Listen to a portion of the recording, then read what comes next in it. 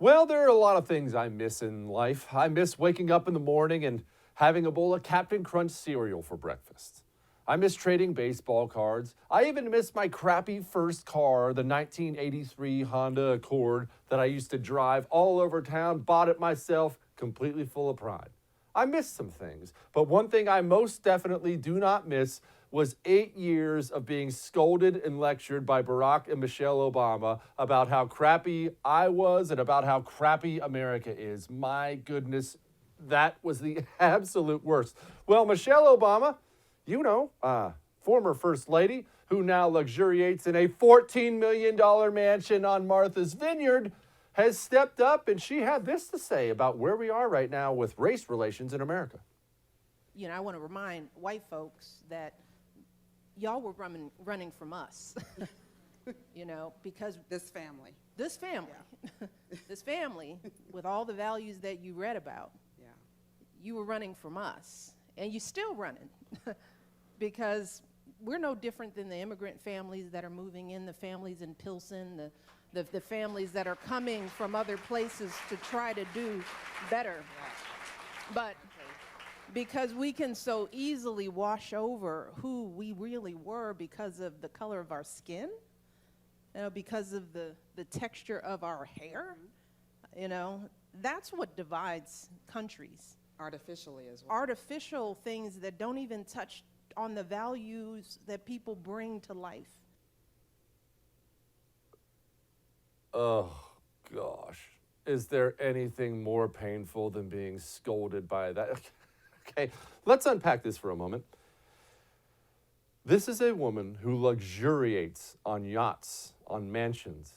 She's not flying commercial. That's funny. I missed her on the Southwest Airlines flight I was on this morning. You know why? Because she's on Learjets, flying all over the world. This is a woman who has achieved the pinnacle of success. She wants for nothing. Her husband was elected president of the United States twice. Boy, that's some racist country, isn't it? Now, why is she like this? A couple things. You have to understand that money and success don't necessarily change how you were raised and who you are. I don't know her childhood. I don't know her parents. I don't care to. But I will tell you one thing. That is who Michelle Obama has always been. For whatever reason, from a very young age, she decided, or someone decided for her, that America was some racist dump and that there was some horrible, oppressive thing happening to her and other people, and no amount of success she can achieve will change her mind on that.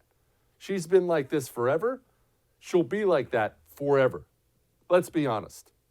When you step out of your $14 million mansion in Martha's Vineyard, surrounded by white people, by the way, and you lecture the rest of America that they don't want to live around black people, that's somebody lacking in self-awareness so much, they're never going to get it. But back to her youth, this was from her Princeton master's thesis. This is a direct quote from Michelle Obama. My experiences at Princeton have made me far more aware of my blackness than ever before. I have found that at Princeton, no matter how liberal and open-minded some of my white professors and classmates try to be toward me, I sometimes feel like a visitor on campus, as if I really don't belong. Regardless of the circumstances under which I interact with whites at Princeton, it often seems as if to them I will always be black first and a student second. Let me see if I can explain that. She's at Princeton University talking about how oppressed she is. She's not at a cafe down south in the 50s being told she has to drink at a different drinking fountain.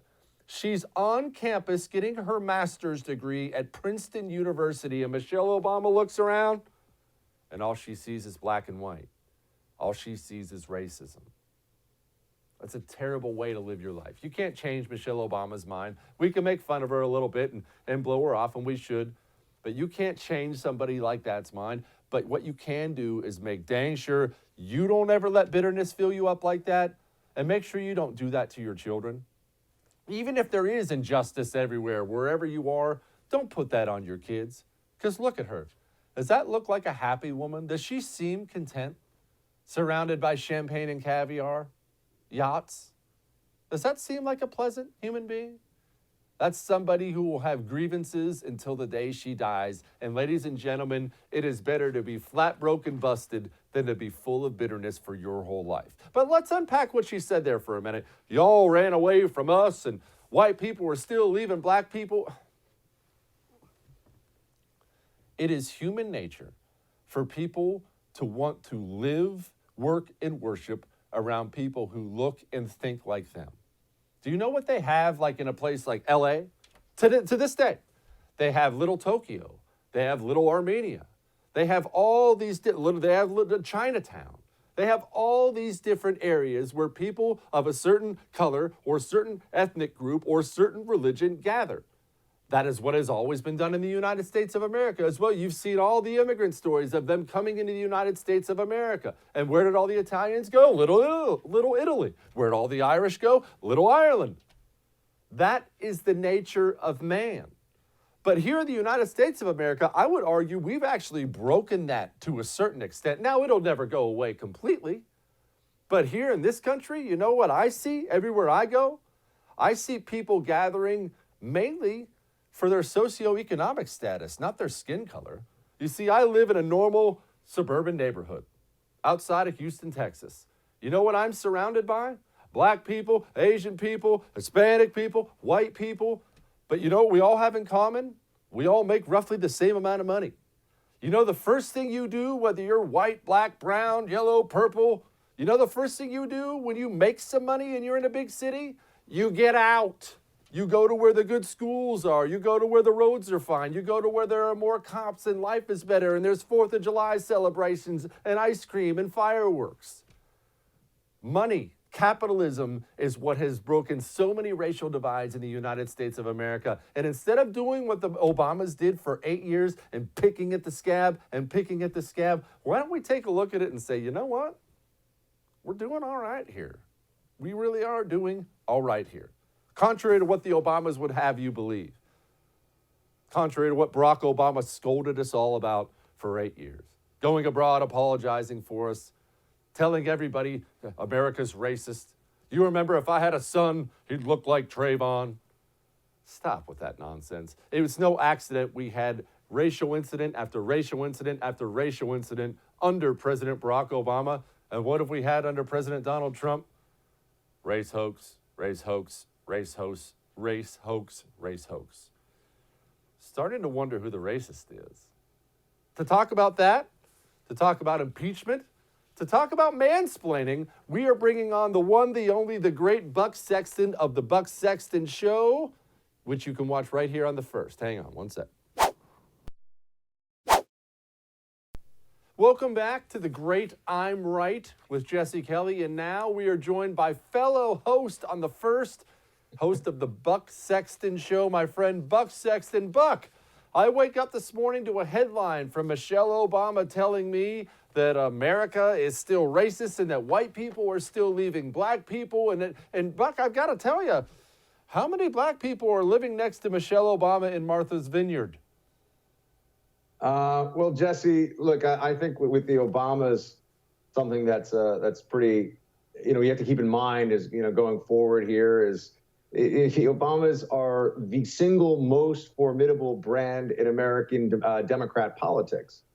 And so, when you're talking about Michelle Obama saying these things about white flight from these areas, I do feel like we often forget that Barack Obama was president for 8 years.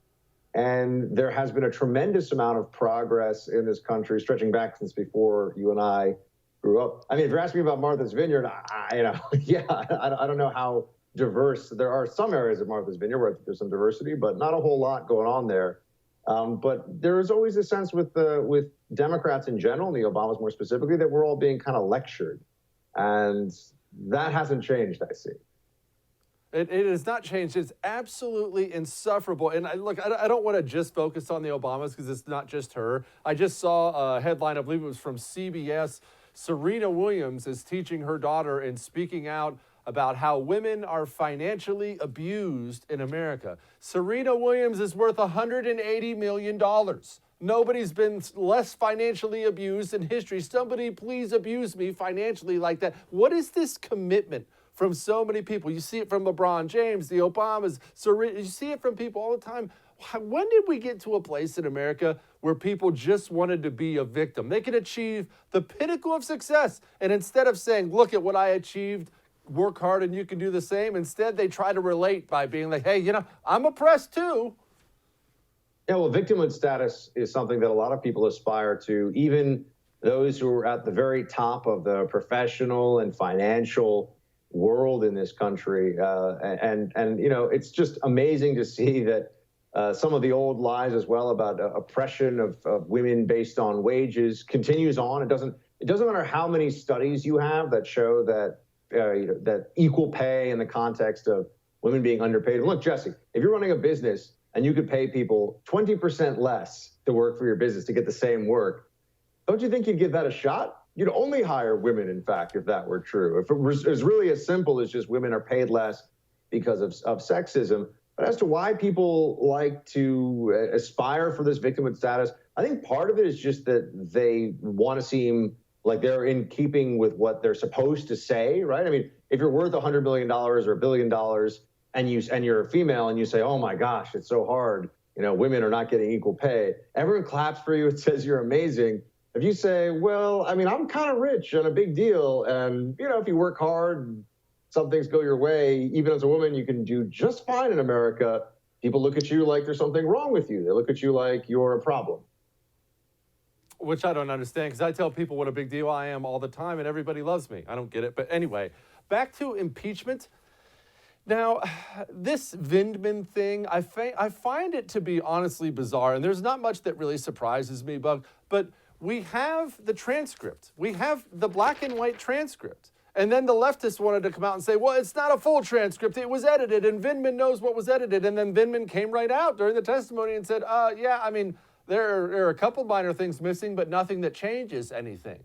We have what was in it, and we're now pretending as if 10 more witnesses will somehow change what's in it. I really feel like, and maybe I'm crazy here, I feel like the Democrats are trying to force the American people to care about something they don't give a crap about. Well, first, Jesse, let me just say, I look like I just woke up from a nap at the beach, so let me just take care of that for a second. I had to fix the hair there. And then I didn't want to say anything. As for this lieutenant colonel and what he's testified about, I think that this is a leak, by the way, that he had to change information. And, this is another time when only stuff gets out of these hearings that, as we know, also Democrats can determine what questions get answered, not only who gets asked questions, who the witnesses are, but what questions get answered. But the stuff that comes out of it is always bad for Trump, always good for the anti-Trump narrative, which is not a coincidence, as you and I both know. I think this is just, they've realized, because people like you and me are running around saying, we know what was said, we have a transcript. I don't care. You could have anybody. You could have, name your expert. The ghost of Winston Churchill could appear to tell me that the phone call here was really, really bad. And I'd say, well, I know what was said in the phone call. I don't need someone else to explain to me what my judgment on that should be. I think the reason that you have this lieutenant colonel coming out to say that there might have been different stuff on the phone is to undermine that defense of, well, we know what was said. Oh, now it's, oh no, but you don't really know what was said. But I think we do. Does this impeachment vote go down Thursday? I mean, they're teasing it, Nancy Pelosi. I feel like they shamed her into, well, we're going to have a vote now. We're having a vote. And immediately you have vulnerable Democrats coming out saying, that's going to be a no for me. Do you think she does it? Because eventually she has to have the vote, but she can't afford politically to lose the vote. How does she handle? I believe that she has done, honestly, as much as it kills me to compliment her, I believe she's done the best she can trying to juggle all those flaming things at once, and she's running out of time at some point. Yeah, I think that the problem that Nancy Pelosi has is that right now they've got a procedure here that if they were to say, okay, now it's legitimate, or if they have this vote on what the process, if they essentially formally open an impeachment. Right now they have this impeachment inquiry. So they've opened a process to look at whether they should open a process. It's a little bit circular and bizarre, but that's what they've done. So if Pelosi were to hold this vote, then it's, okay, well, what has been going on before this? And this whole thing just looks ridiculous because, quite honestly, it is ridiculous. The poll that I want to see, by the way, is not whether or not Democrats or Republicans want to see Trump impeached. I want to know whether Americans really think that this whole impeachment inquiry thing is even vaguely interesting. I know in the news media we have to talk about it every day. I just keep looking at this like, so we're going to have another person coming forward to tell us another story about this phone call that from the beginning I've been like, okay, so what? This is going to be every day now for the next 2 months. I don't know if I can handle it, Jesse. No, it is. It's funny you brought that up because I just asked Selena Zito about that because she does, all the swing state tours and things like that. I don't see people in the Rust Belt who are back to work. Look, and I'm not insulting anybody because, to be honest, I couldn't do this either. I don't see them even knowing where Ukraine is exactly. They know the general region, but you're asking people to give a crap about Ukraine. And Americans in general, look, we're like anyone else. They don't necessarily care about a country across the ocean that doesn't affect us. You're trying to break down the minutia of a call between Trump and the head of Ukraine, and it's over there. I mean, it's next to Russia somewhere, I think. And what did he do? He asked for a favor, but he did. Okay, whatever. Nobody who's remotely unbiased is going to look at this situation and be like, oh yeah, we got to toss him out of office. I think so, and I wonder when.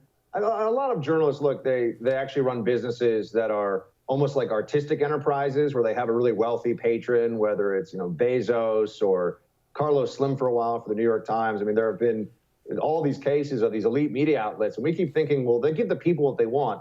No, not really, actually. Some of these places would be out of business. CNN would be in a whole lot of trouble if it didn't have CNN International. So if it hadn't established itself as a global news brand that could trash America to the rest of the world to amuse the rest of the world at America's expense, these are businesses that would be in trouble. I just bring this up because I think that journalists never really learn the lesson about maybe care about what Americans care about. Instead, they care about what journalists care about.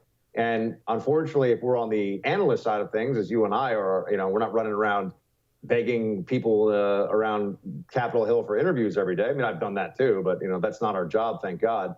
The truth is, we end up having to talk about this at some level because this is what all the news stories are about. And if you're analyzing what's in the news, you look at all the front pages, you say, okay, well, I guess we have to talk about this. It's just fundamentally not very interesting. I mean, the story doesn't get better the more they tell it. And we've reached a point now with this Ukraine phone call where I've heard the same story now 1,000 times. And it's almost like it's a ghost story. And they think that if they have more enthusiasm for it, it'll be scary. No, it doesn't get scarier. I don't care. That's right, Buck. People ask you and me for interviews. We don't ask other people. That's how that works Correct. now. The game has changed, baby. All right, we're going to hold Buck on for just 1 second because I saw an ugly video from across the pond that we need to get his reaction for in our last segment. Hang on 1 second. Well, look, it's not exactly breaking news when a politician has trouble finding out about the truth and what the truth is. We even expect a little bit of lying from congressmen, from senators, from presidents, from your city council, from your mayor.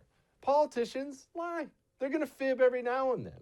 But there's the kind of, little white lie, the kind of make yourself look a little better lie. Oh, I can't believe a camera was here to catch me giving money to a homeless person. Anyway, vote Jesse Kelly. There's the little white lie like that. And then there's the bald-faced, easily disprovable lie that seems to plague the Democrat Party. And they continue to do this time and time again. Here's Joe Biden with his latest telling the whopper of whoppers, one that immediately was disproved. Here he is. What really got to me, though, really firsthand, was what happened up at Sandy Hook. I think I met with every one of the parents and or the families of those who were lost. Little kids. But he didn't. That's a lie. That's a bald-faced lie. The families immediately came out and they said, no, he didn't. Barack Obama came. We never saw Joe Biden. Now, this is not obviously the first time Joe Biden has had difficulties.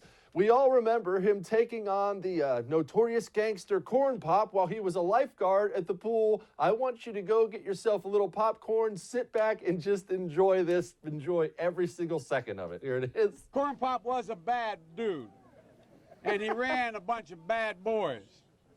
And I did. And back in those days, to show how things have changed, one of the things you had to use, if you used pomade in your hair, you had to wear a bathing cap. And so he was up on the board, wouldn't listen to me. I said, hey, Esther, you, off the board, or I'll come up and drag you off. Well, he came off, and he said, I'll meet you outside. My car, these were all public housing behind it. My car, there was a gate out here. I parked my car outside the gate. And he said, I'll be waiting for you. He was waiting for 3 guys in straight razor. So I walked out with the chain. And I walked up to my car. And in those days, you used to remember the straight razor. You'd bang them on the curb, get them rusty, put them in a rain barrel, get them rusty. And I looked at him, but I was smart then. I said, first of all, I said, when I tell you get off the board, you get off the board, and I'll kick you out again, but I shouldn't have called you Esther Williams. I apologize for that. I apologize, but I didn't know that apology was going to work. He said, you apologize to me? I said, I apologize for that, not for throwing you out, but I apologize for what I said. He said, okay, close the straight razor, and my heart began to beat again.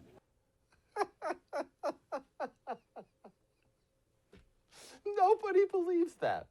Nobody in the world believes that story. It's clearly a story that Joe Biden invented completely out of thin air. Nobody on earth believed it. He was mocked relentlessly for it. People still laugh at him about it.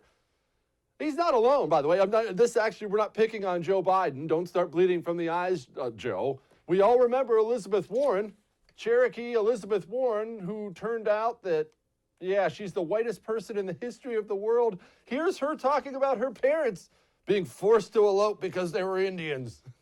My mom and dad were very much in love with each other, and they wanted to get married. And my father's parents said, absolutely not. You can't marry her because she's part Cherokee and she's part Delaware. And after fighting it as long as they could, my parents went off, they eloped. It was an issue in our family the whole time I grew up. It never stops. That story will never stop being funny to me. And she ran with this lie forever. Now, why do politicians do this? Specifically, why do Democrat politicians tell such huge lies? Not little white lies, huge lies. Why do they do it? Well, there's a couple reasons for it. One, this is probably the biggest one. They know the media will not endlessly destroy them for it. Yes, the press is, even on like a Joe Biden lie, they're going to make fun of him a little. They may cover it for a night, and then they're going to move right along. What did Trump say? Impeachment. If a Republican told that kind of lie, he'd be destroyed for weeks until he begged for forgiveness.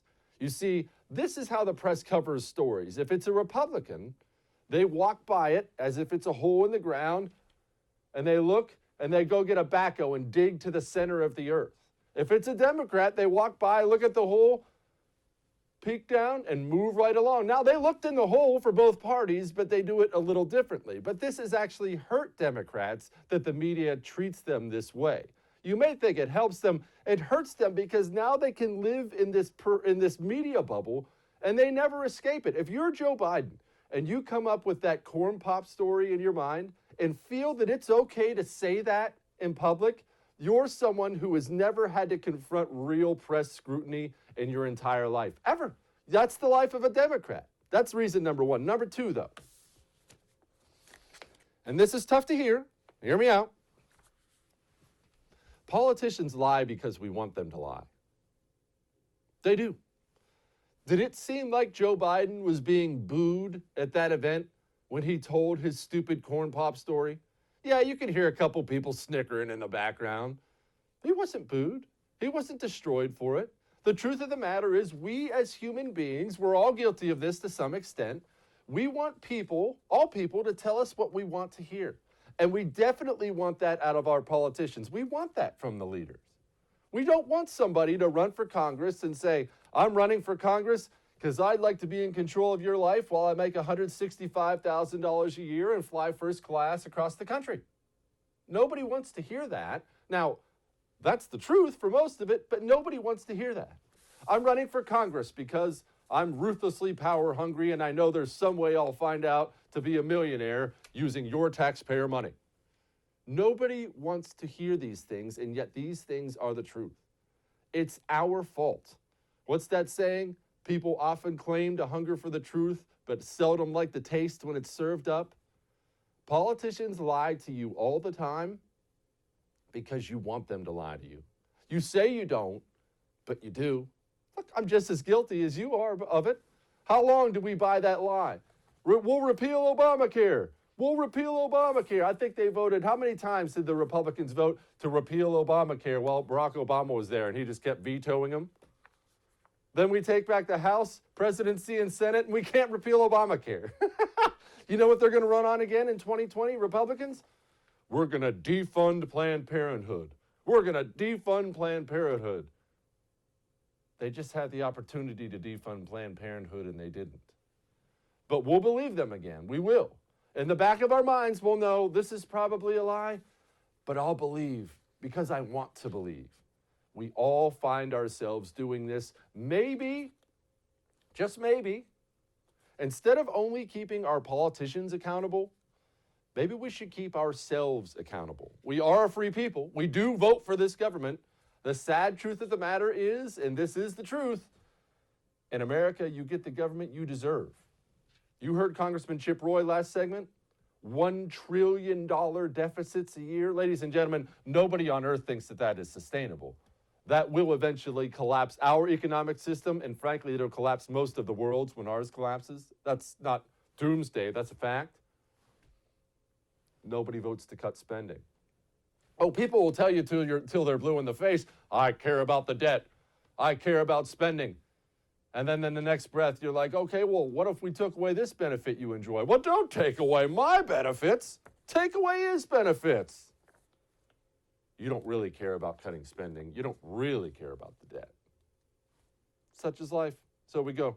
Now, to talk about this and several other things, we have my friend with Blaze TV, Sarah Gonzalez, coming up next. Hang on. Welcome back to I'm Right with Jesse Kelly, me. Now, we just went over the Democrats having a problem telling big lies. Not little white lies, but big lies. And just to refresh your memory, here's the latest doozy from Joe Biden talking about the Sandy Hook family.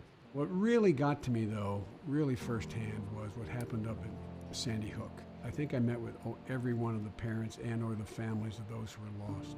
Little kids. That's not true. To talk about that and other things, host of the news and why it matters on Blaze TV, my friend Sarah Gonzalez. Sarah, explain to me why Democrat politicians continue to do this thing where they tell enormous, easily disprovable lies. I just don't understand where the mentality is. You have to lay back if you're Joe Biden, and you have to fabricate that story in your mind. You know that's not true. He knows as he's talking to the camera, one, it's not only not true, but there would be witnesses. Someone's going to come out and say it's not true, but they say it anyway. Why? And it is entirely disrespectful to all of these families. I mean, look, you've got only conservative media outlets who are debunking, who are covering, you know, the debunking of the fact that all of these Democrats are lying, that Joe Biden, every time he opens his mouth, there's another lie that comes out. So you don't have the mainstream media who's holding their feet to the fire. You don't have someone like CNN who's hosting a debate who will actually ask them a question of, well, how come you said this when really we have evidence to show that that's not the case? The reverse is true. You've got Anderson Cooper lobbing a question at Joe Biden in the last debate that basically already said, well, you've been falsely accused of this.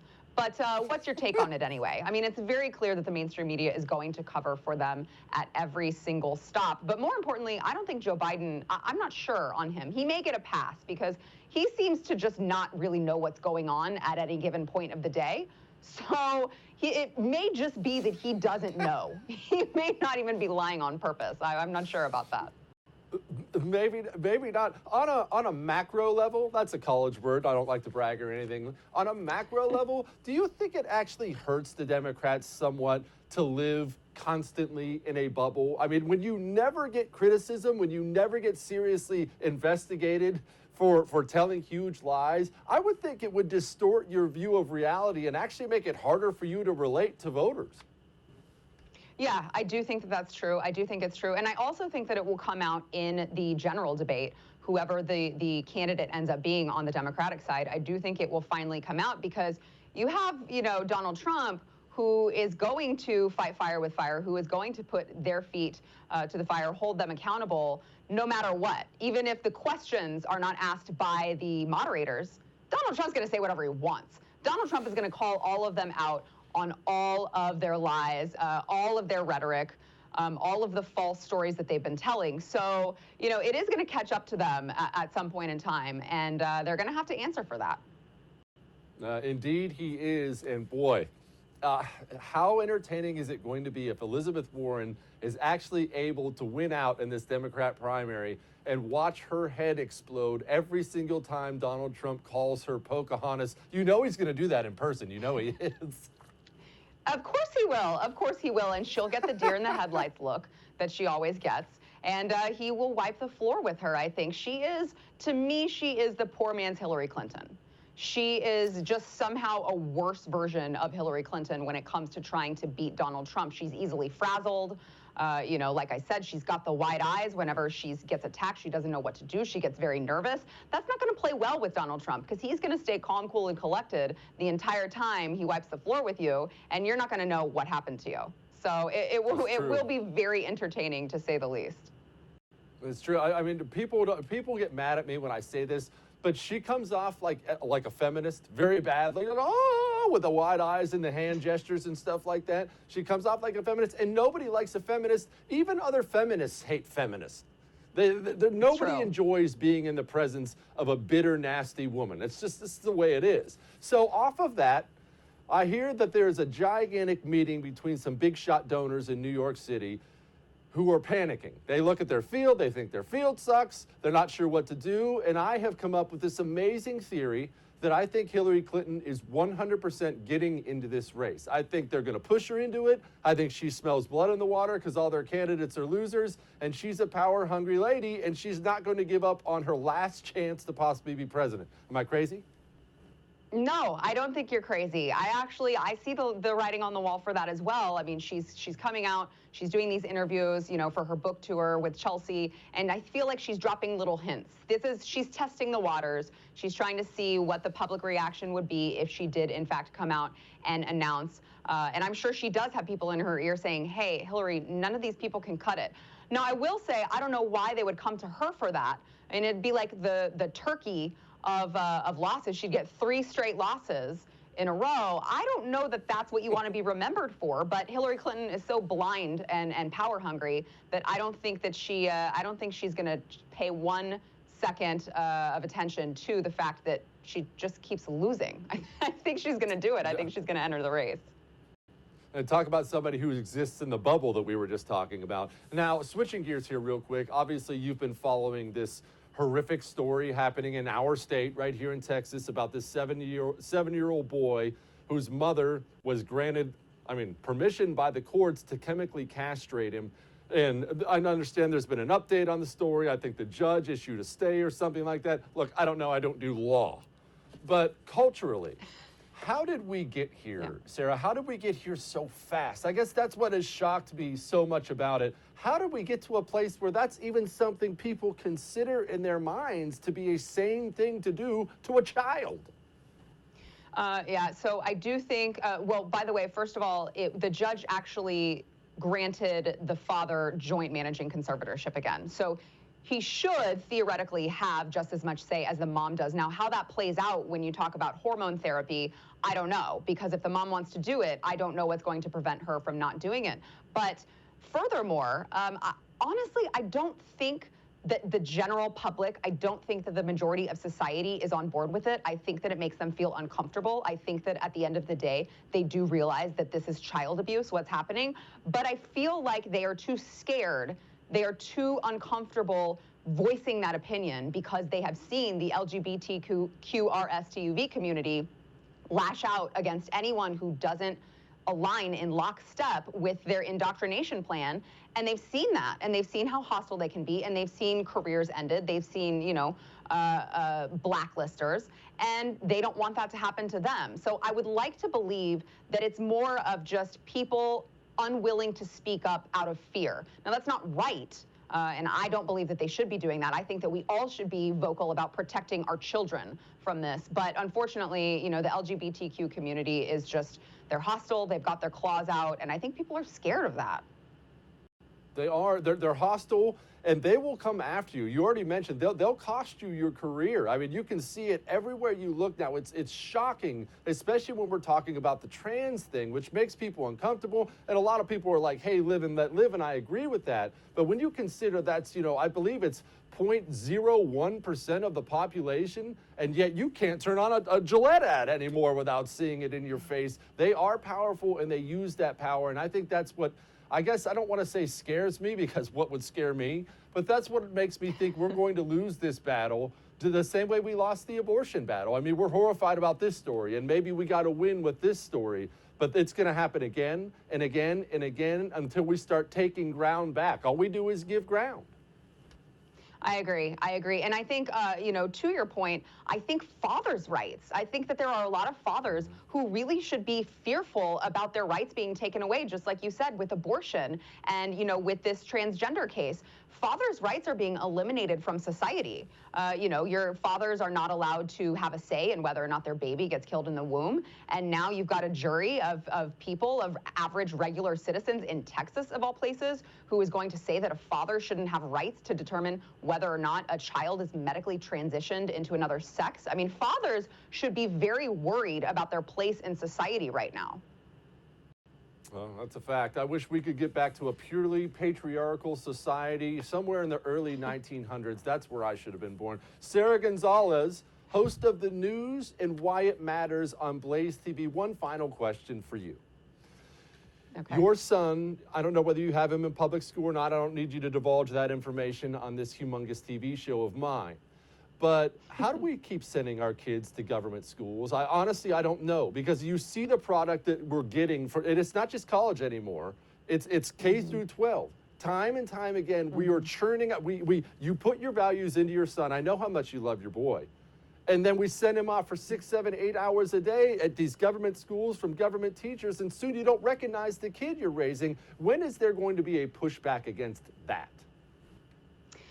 You know what? I think that, and I will tell you, first of all, I had my son in private school in kindergarten, and I changed jobs. I was a single mom, and it turned out that, I couldn't private homeschool him, which was what he was in, whenever I changed jobs. And as a single mom, I couldn't afford it. And I cried for 2 weeks straight about the fact that I was going to have to send him to public school because I didn't like it. But I couldn't see an option to change that until I found a charter school in my area. And I think that with the rise of charter schools right now, as long as the Democrats do not take power, because, remember, they want to eliminate all school choice. They want to eliminate charter schools. They don't want you to be able to have an alternative from their indoctrination. It's awful to me to think about sending our kids to public schools. But I do think that with the rise of charter schools, the rise of alternatives, that parents will finally wake up and say, okay, we're not stuck here. There's a better option, and we should start demanding more from our schools. And only until the schools are somehow impacted by this are they going to be motivated to change any of it.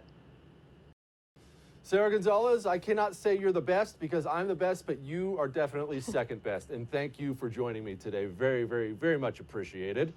Coming up next, a haunted house that's a torture chamber, basically. I'll show you in a sec.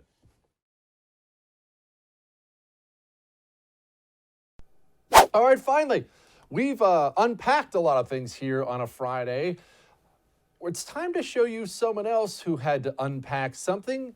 A 20-year-old Mexican woman was caught smuggling this bit of heroin, and I quote, internally. A 20-year-old Mexican woman was caught smuggling that in internally. How? What? It's like that big. You know what? We probably shouldn't go into that today. I am Jesse Kelly. I know you have enjoyed this week on I'm Right. We've been jam-packed with guests. Catch all of it on Pluto TV channel 248. Catch the Buck Sexton Show on Pluto TV channel 248. You are going to want to see the lineup we have next week, and mainly you're going to want to see a lot more of me. All that may have made you uncomfortable, but I'm right.